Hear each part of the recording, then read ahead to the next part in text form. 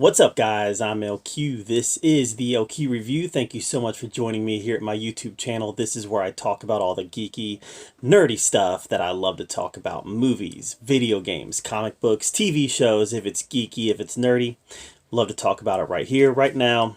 I want to give you guys my review, my thoughts, the way that I digested The Mandalorian Season 2, Episode 3. I liked this episode. I liked it a lot. It was not my favorite episode of the season. That still goes to episode 1. Episode 1 was just so great. Episode 1 was just so great. This one I did like better than episode 2, though. Episode 2, I felt there was a lot of, well, I mean, I already talked about that episode, but I felt like it didn't really move things forward. This one moved things forward a lot, and I loved it. And so this one picks up with the Mando getting the child, getting the passenger to, what was that, Mon Calamari where they ended up? I think it was.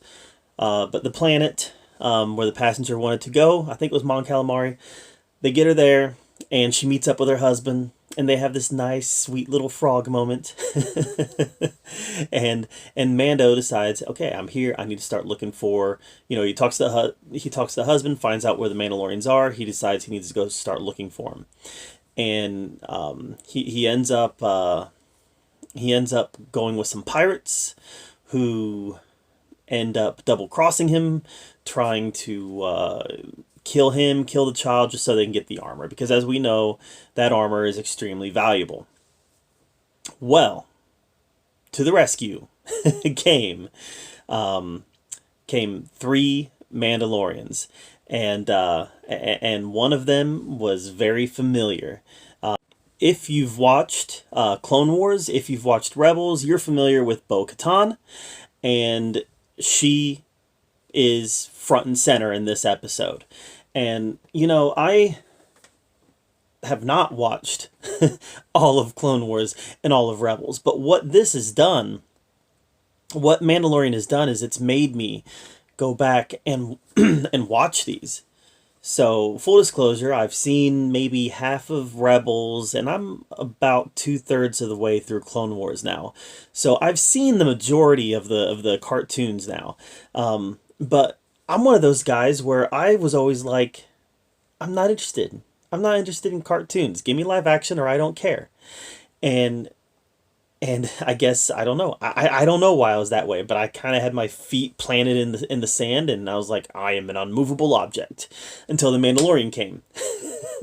And the Mandalorian was that unstoppable force that was able to move me, because once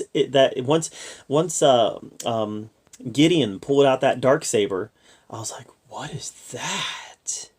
And I had to figure out. I had to figure it out. So people were referencing Clone Wars, people were referencing Rebels, and I just had to go back and watch them.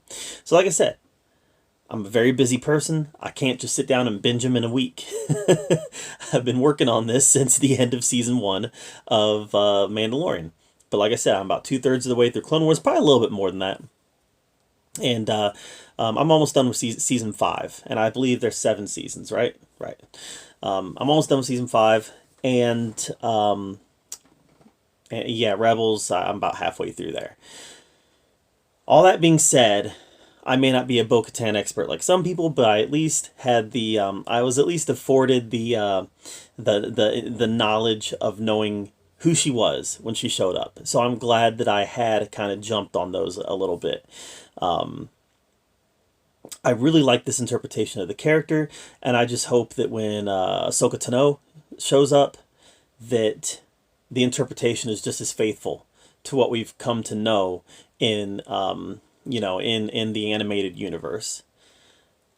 What I really liked the most about this episode, though, it wasn't the action. And the action was good, guys. The action was good. They try to take an Imperial freighter, and there's a lot of stormtrooper action. A lot of stormtrooper fools get killed.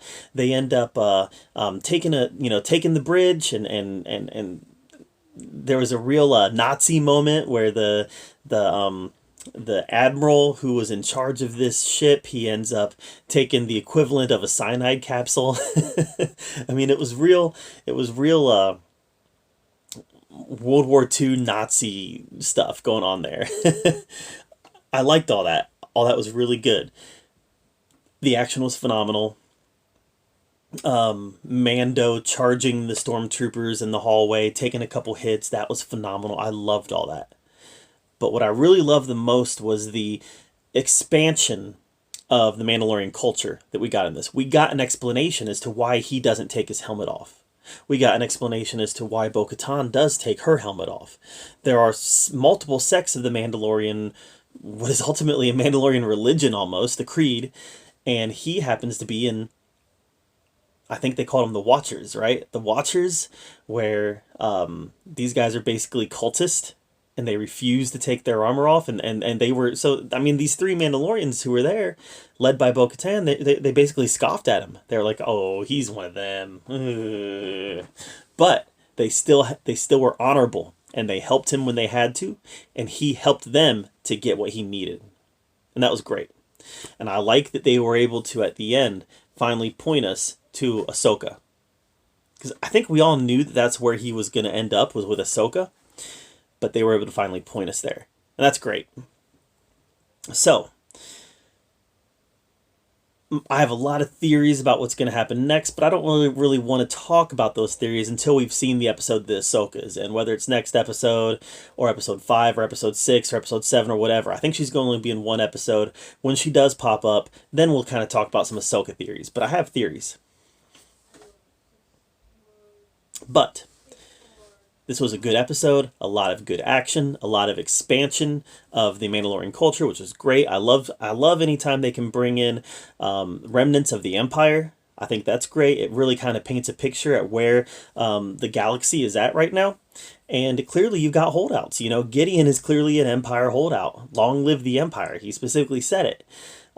So I think that's great. I think that's great. And my hope is that through these TV shows, we're able to see the evolution from the Empire becoming the First Order, or at least the First Order rising out of the remnants of the Empire. Maybe there's not a clear transition. Maybe the Empire does not become the First Order, but the First Order rises out of the ashes.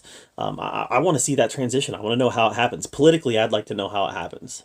But that's, you know, another story. This is the story of the Mandalorian, and I thought it was great. I thought this was a great episode. My second favorite of the season so far. Granted, there's only been 3 episodes, right? Yeah, 3 episodes. It's still been wonderful. There hasn't been a bad episode yet. So yeah, you know, we got a little bit less of the child this episode, and that's fine. That's fine.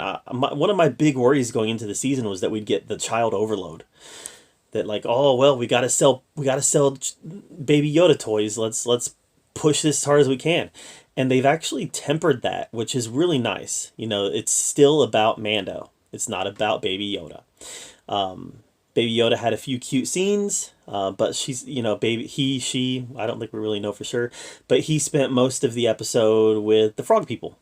And that's awesome too. So, good episode. Almost as good as episode 1, but didn't quite get there just because Timothy Olyphant's character was so fantastic, and it was so... That first episode, it was a Western. It was a Western movie from beginning to end, and I loved it. But this was really good too. So guys, what did you think of The Mandalorian Season 2, Episode 3? Let me know in the comments down below. What did you think of this interpretation of Bo-Katan? That would be wonderful to hear as well. Make sure you subscribe to my channel. And as always, thank you so much for joining me right here at the LQ Review, where we get to talk about all the geeky, nerdy stuff that we love to talk about. Until next time, we'll see you guys later.